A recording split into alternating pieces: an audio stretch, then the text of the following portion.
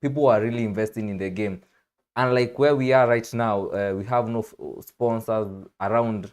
What how should we close this gap? What needs to be done? Yeah, that's the question. What needs to be done, Nderitu?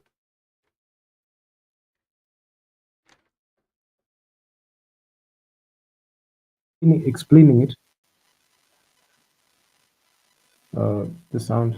Okay, I feel like it's there's a lot that goes into it, and there's a lot of nuances to that situation. Because one thing is for sure, we're not expecting like the federation to like come in and put in money there. We're trying to the federation and the league officials and the board that manages the federation should at least find a way to create policies that will enable investors come in. We are not seeing like the hand of the federation. We're not seeing like the hand in which they are supposed to operate. You're not expecting them to go out there and get sponsors. They're supposed to create an environment so that sponsors can come in. One thing that breaks me a lot is seeing Kenyan players depart our motherland and go and play outside, and you're seeing them play better basketball than they were playing here. They are good players, but why is it that they can't stay here? It's because of the simple fact that there's no clear environment that the federation is making. You're not expecting them to give us money because they're a body that coordinates basketball operations in the country. So they should focus on like creating. They should focus on creating policies that will benefit the players who play here. At least, at least create an environment where people can invest in. And one thing is for sure, looking forward, that's one thing that people have to understand, especially when it revolves around the game of basketball, and also the issues that are going around the federation. I'm seeing a situation where we're getting like the federation being taken to court. That shouldn't happen because it kind of hampers like the way basketball operations should operate. So those things that they need to fix that, and the narrative that is being propelled to the public about how the federation is not coordinating the activities well, it gives them a bad rap and scares away sponsors, and also the scandals that are coming out. I don't want to mention any scandals, but there's a narrative that is coming out like what people don't want to invest in them because of the things that are going on, and also just far across, you could see the BAL. Are more people are putting their money in the BL because they feel like there's a return on it. So kind of hampers like the way the basketball progression is coming in. So honestly, it goes down to the management. And I made a video today. It was released on my channel. I was talking about the Kenyan national team and should the Kenyan basketball team national teams should just stop going to FIBA events and try to rebuild for the next 4 or 5 years. Because there's no need of us taking a team. We're not training them right. We don't have a coaching staff. We don't have a coach who has staff to help him and go out there and put off not a good performance. So we should just Coach, focus on doing a rebuild. That's Coach what I King, have to say. do you agree with what Nderitu said that they should first stop going to FIBA events and organize themselves?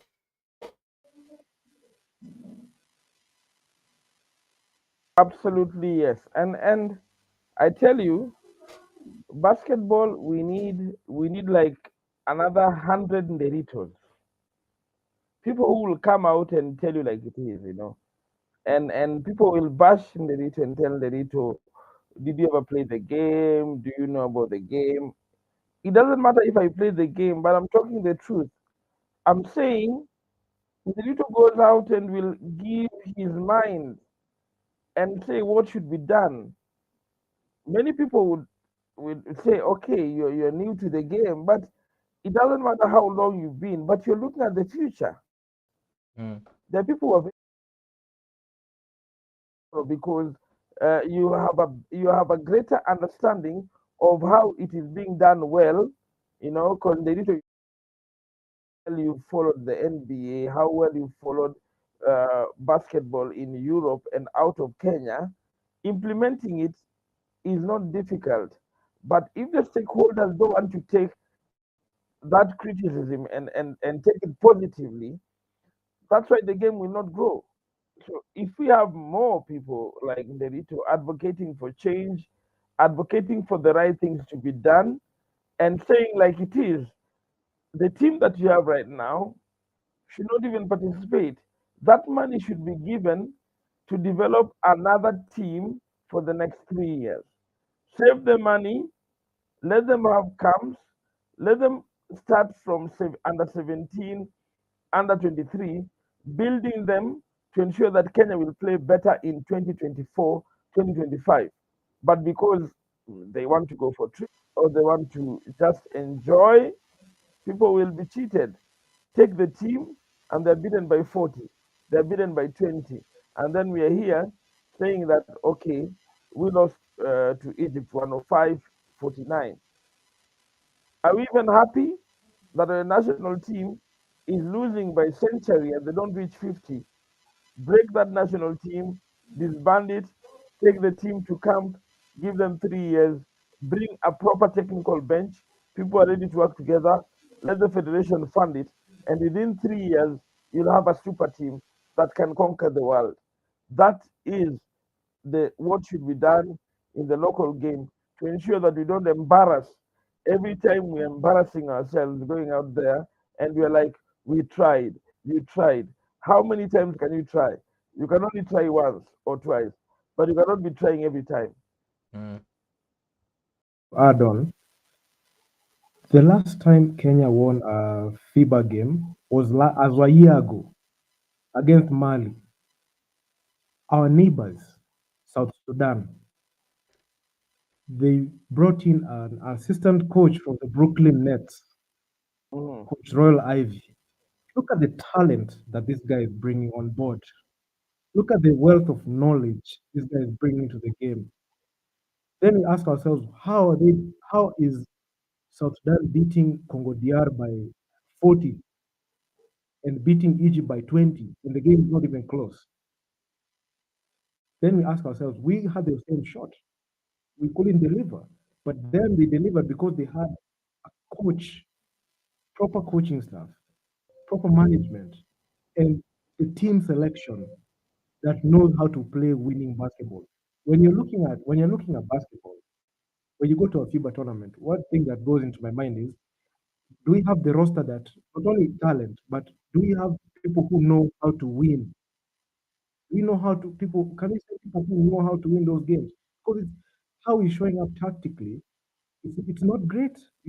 And looking at the way the roster is constructed, the pieces don't fit. It's one thing to put good players together, but it's one thing. There's another thing to make them work as a unit, and that is what teams like South Sudan did.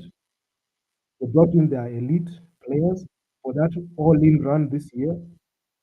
They headed to the main event, and this is a country that we had a head start against. We were here first. Even Rwanda didn't win their games, but they looked better. They didn't look as worse as us when they played. So it begs the question: why do we have to go out of the country and sully our name in front of the international basketball community? Why we can just take 4 to 5 years, rebuild. We just go stop. We just focus on building ourselves skill wise, talent wise, getting coaches involved, creating a roster that can win. And when we go for that all in run for that push, the time that we are done with a rebuild, or And currently, as the league is stacked with other clubs that don't have the investment to bring in players and okay accommodate them as they should, where are these players supposed to go to? Where is the avenue? Where is the platform? We can see that many leagues are popping up around Nairobi. We have Street League, we have Kahawa Skari, but none of there is something, there's a disconnect that is not being fixed, and I think that's an issue that should be addressed, because these are great talents that should be in the lineup playing for the national team as well. Now, the national team has been calling for players from who are playing internationally to come, and just a few days before the tournament to prepare for the games. Where are these players? Okay, now I'll come back to the question: where are these players supposed to go? Coach, you have your own team. You do recruiting, and what about the other teams? Because they cannot be all in NBK Phoenix. That's a bank. They cannot be all in Equity or Ulinzi. We have Eldonets, who now are Eldonets Platinum. I bet that's a sponsor who. That's the reason why they changed their name. But what about the other players? There are so many players. Where should they go? The only problem in Kenya we have, there's no continuity.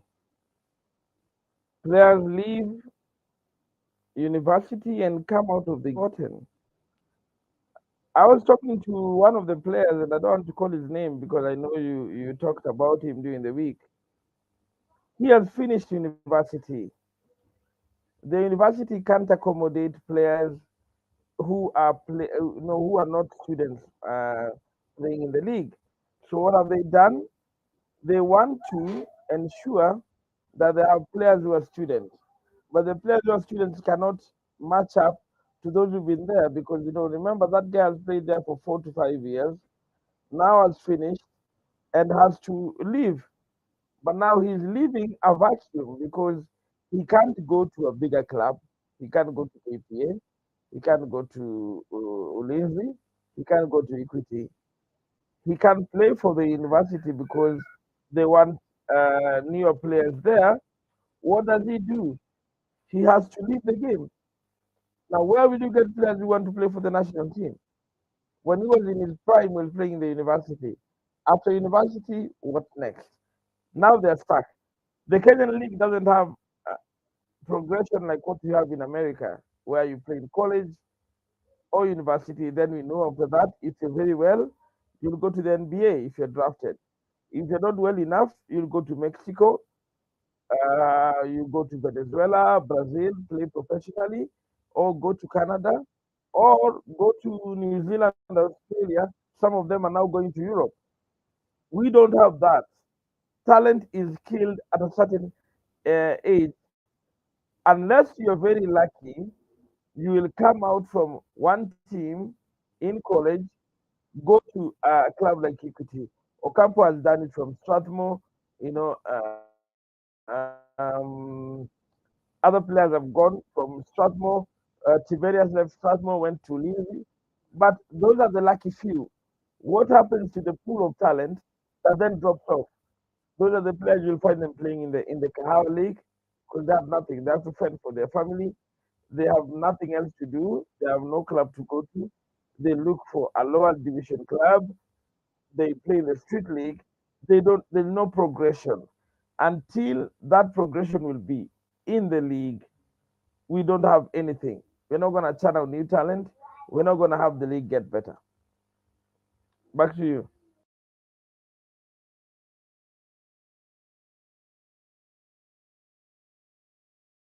Uh, I think I've lost Coach King, but he was talking about where do the players go. Just maybe to ask you, Nderitu, because we have seen Uganda importing players. That automatically means that the league is growing. We have seen Rwanda do the same, Tanzania, and all across the board, players are being imported to the leagues that are thriving. Kenya currently is not thriving. So what just as a parting shot to this issue, what should be done to not to rectify where we are and try and move in the right direction, because we cannot be walking and expecting to get different results, doing the same mistakes over and over and over again. What direction We should need we move in? leaders. We need our leaders in the federation to. Mm-hmm. We need Eric, could you mute? We need leaders in the federation who are going to implement policies that are going to allow for the investor to come in. Mhm. That's number one. We need a way that the federation has to figure out a way to manage its operations properly and avoid any scandal that can be able to make investors go away. Because what I believe in is the reason why the players are leaving is because they're going to incentivize the leagues that where they're going to feel appreciated when they play. Yeah. A player is going to Okay. go to Uganda. Mhm. A player is going to go to Fawaba, to Fuba in Uganda. A player is going to go Fawaba in Rwanda. A player is going to go to SSB Fed because their stay is they feel appreciated and their skill set is appreciated there. I don't feel like we're able to appreciate our players here to a point where we can entice them to stay. Because Okay. what I believe We in is when we you find when someone gets a good offer and even it's outside the country and the offer that he was being given here isn't going to measure up to the offer that he's going to receive from the other side, he's gonna go to the other side. It's something even in real life. When you get a good job offer and you have the current job that you are in, and you get a good deal on the other side, you will eventually go to the other deal and take the other deal. So it all comes down to management and how the operations are being conducted. Because good management, the sponsors will come in and they will want a part of the federation to be able to coordinate activities together. So and also marketing of the sport, and that's why Woopy Sport is here. Market the sport, make sure that the sport reaches as many people so that you can have uh, people coming into the games and watching the games and being invested. So, in a nutshell, that's all that needs to happen. Back to you, Eric. okay. We are now. It's now 10 o'clock, guys. We have been here for more than 40 minutes with my extremely diving into extreme topics about the Kenya basketball with my guests Dennis Nderitu and Coach King, who have knowledge about the game and the know-how of what's happening on the ground. So at this point, I'll just want to thank everyone who's been here, and just as we now look at the games that are coming this weekend, see how KU Pirates what they're going to do with an advantage, having played only 4 games, having a chance to go up to 10th with we after if they win against Blades on Saturday or and Zitek on Sunday. So the first thing that we're going to look at is how they are stacked up. KU Pirates is at the bottom of the pile with 4 games played, having lost 2 games with 6 points. Zitek Titans come in third from the last. This is they come in ninth with 8 games played and 9 points on their name, and Blades are in seventh place with 6 games played, 4 wins, 2 losses. The question is between KU Pirates and Zitek on Sunday, who do you think is going to win? You can jump to our Instagram page, fill out that poll. But as of now, the poll say that guys that believe that KU Pirates will win over Zitek's Titans, who have not been performing very well this season after their promotion from Division 1. But they have a chance to redeem themselves on Sunday. KU Pirates also have a chance to move up the ladder with an advantage having played 4 games only. Uh, Direct to Nderitu, do you think that do you think that Zitek Titans will redeem themselves on Sunday? And if they have to, because they have to, what do they need to do after their recent performances last weekend, which were very poor?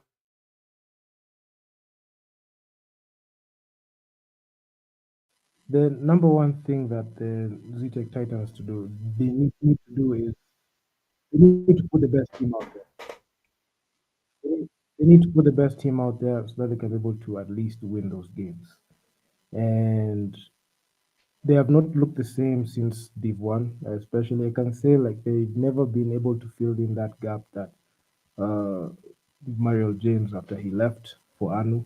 They've never been able to feel that production on offense. As you see, the way that the roster looked in Div 1 and the offense being centered around Mario James, and Mario James not being there, he's now with the Anu Wolfpack.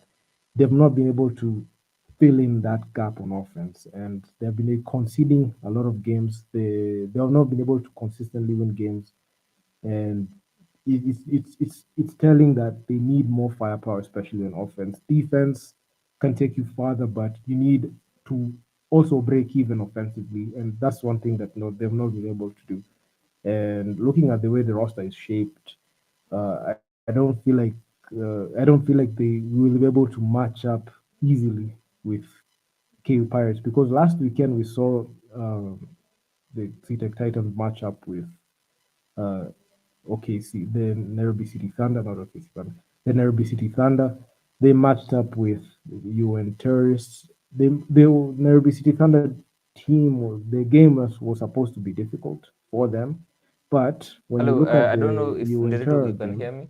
that was a game that was supposed to be close, but they let it go late in the game. So I'm not sure how they're going to be able to operate in clutch situations. So it begs the question: will they be able to have enough to take care of the KU Pirates? That is one thing that is telling, and we'll just have to wait and see. But how they're setting up offensively and defensively, it's not the greatest. And if they continue like this, we're going to have like them following suit the way the Lakeside team is following suit, the way they're not able to win games. So they just have to change up things. Um, Back to you, Eric. Okay, it's a downward spiral for ZTech Titans. Coach, what is the cause? It's a downward. Sorry for the audio issue. It's a downward spiral for ZTech Titans, and this is not new because they have been here before. You've seen them. They got relegated. They are back. Now they don't have the players that were there. How can Job rectify what he has now? Like, what can he do as a coach to coach? What can you tell him?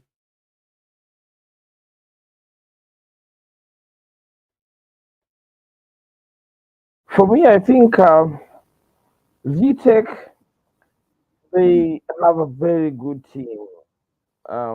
They train well. Remember, these are team that trains just the opposite to I train. They do it Monday to Friday. For them, they have the balancing act between young players getting into Premier League with a baptism of fire. Now, the young players, you know, adjusting into the Premier League is never easy. How I wish that Zitek would have had a few more experienced players to carry them along and nurture the younger players into the Premier League. They didn't do that. Peter Kay left, and now they have other young players. Last week, Liban didn't play. When I had a chat with him, and he told me, "Coach, too many things are going on. He can't train." Now it's a Mm. transition. The team that you play in Div 1 cannot be exactly the team you play in the Premier League. You have to beef up. You have to go for people who have been in the Premier League and incorporate them in the squad. Zitek hasn't done that. I don't know whether it is the policy of the school. I don't know whether it is the coaches who have thought about that. But with that lineup they have, I don't see them going very far. I don't see them Yeah. making it in the top 8 playoff position. Maybe they can struggle to be number 10, 9. They'll definitely beat Lakeside, home and away if possible. They're gonna run in with KU. You know, they're gonna run in with Umoja, but beating KPA, beating Equity, beating Ulinzi, or even beating Thunder, something that they need to forget about that. If they go with that roster, I don't see them, staying very long in the Premier. That roster was good enough for Div 1. they would have beefed it up when they got into the Premier League. I've done it before, and I know, like, if you look at my team tomorrow, come and watch. I have a team that has been promoted from NBA League, which we can call Div 3.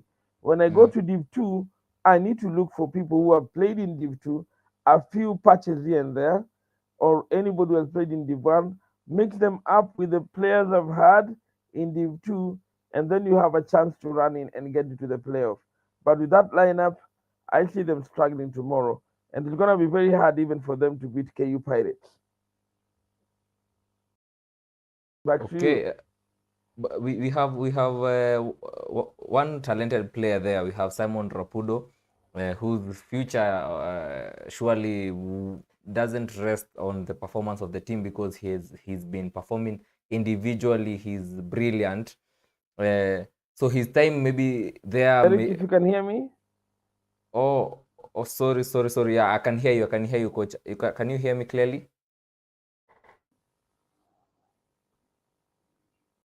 Okay. I hope you can hear me, coach. We can hear you. Yeah.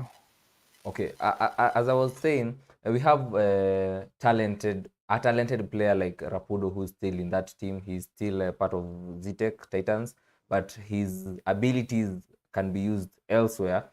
Uh, and with the squad they have, unless they pull out some guns before we go into the second leg and all that, uh, does a player like that need to be there? Can he decide now it's time? I think I've been here for the good amount of time that I've played for them. We have won the championship.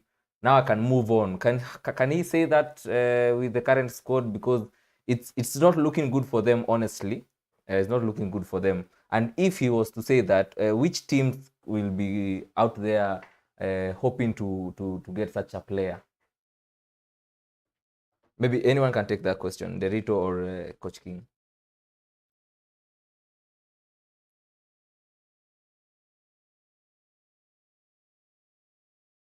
I honestly feel like they need to find a they need to find a winning squad this weekend. They just need to find a winning squad. And looking at the way they're moving out tactically, you don't have to have like a lot of talent. Sometimes less is more. Sometimes you just have to know how to use the squad well. I believe the VTech Titans coach has had that roster for like the first leg, so he knows the lineup that he needs to put.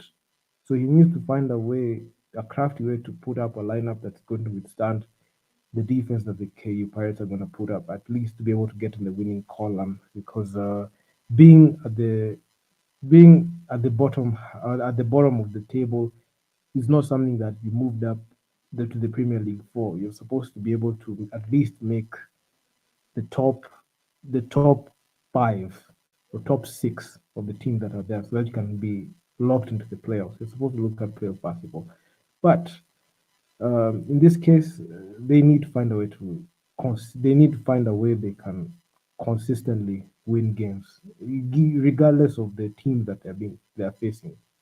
So that's what they need to do.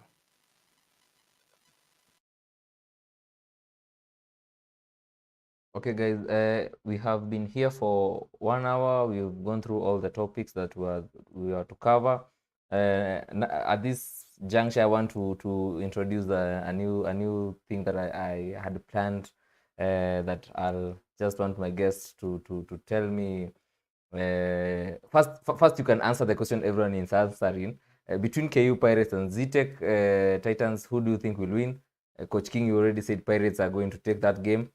Nderitu, I don't know if you think Titans can do something with the few days remaining, with the few hours remaining to the game. Between KU Pirates and Ztech Titans, who do you think will win?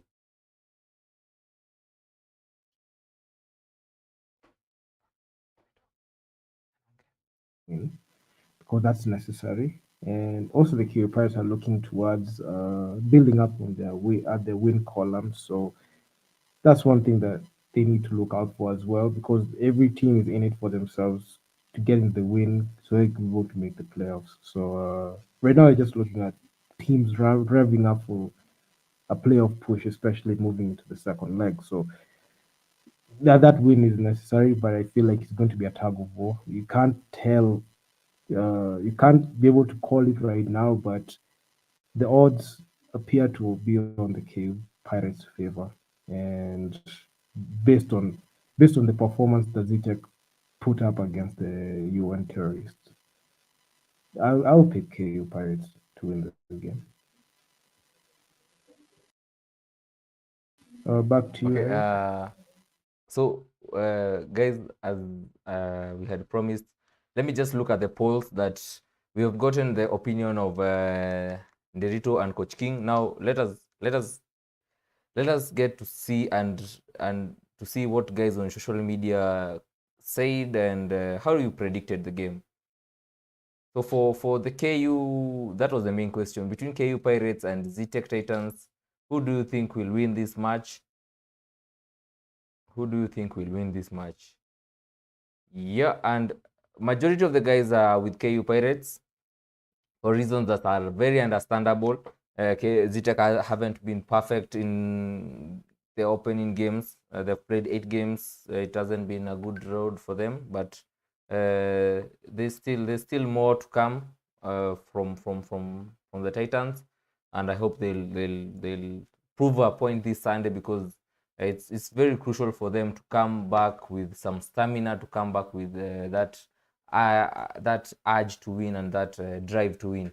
Titans, as I said in the last show, Titans are the gods. So if gods are so powerful, why should the Titans not be as powerful as they are? This is and thank you also for the guys who are joining us from straight from Instagram. I am a host, James Kamau. We are live on YouTube. As we close up the show, I'll like okay, as we close up the show, I just want to thank you for tuning in. I want to thank you for being here. I just wanted to close up the show with questions for my guests. These are just Q&As that I had prepared for you. The 2 questions. Maybe Coach King can take the first round. If you can hear me, Coach, confirm just you can hear me. All right. So the first question is, if you were to pick, who will be your best point guard currently in Kenya? Which division? Premier League, Div 1 or Div 2? Okay, I'll give you the option of choosing from each division, but the best even the one that has the most potential according to you, who will be your best point guard right now? So I'll go with the Premier League man. 2 players I'd want in my team anytime to bring the ball up. We have Eugene Adera, KPA. He's a point guard Mm-hmm. and also has brought in a lot of improvement in the KPMN's team. Mm-hmm. So that is definitely a player that has to be watched, a player that we now need in the Kenya national team. Okay.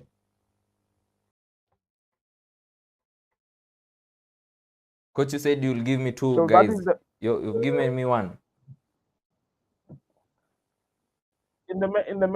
so we have Eugene Adera for KPA, Mm-hmm. and then I'll go with Victor Electric from Equity Bank Boomers.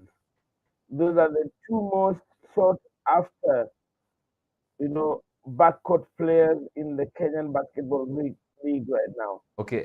So the second question is, if you were a player right now, which team will you want to play in? Right Mm-hmm. now, I definitely want to play for the Equity Bank Doomers.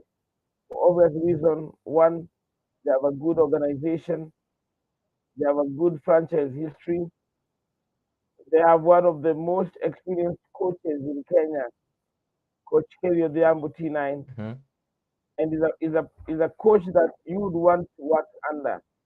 because of what he brings in training, very organized and very well tactical plays that he does in the league games. So that is one of the teams that any player right now dreaming to play off should actually be thinking of playing for. Okay, now my main man Nderitu, if you are a player, which team will you play for?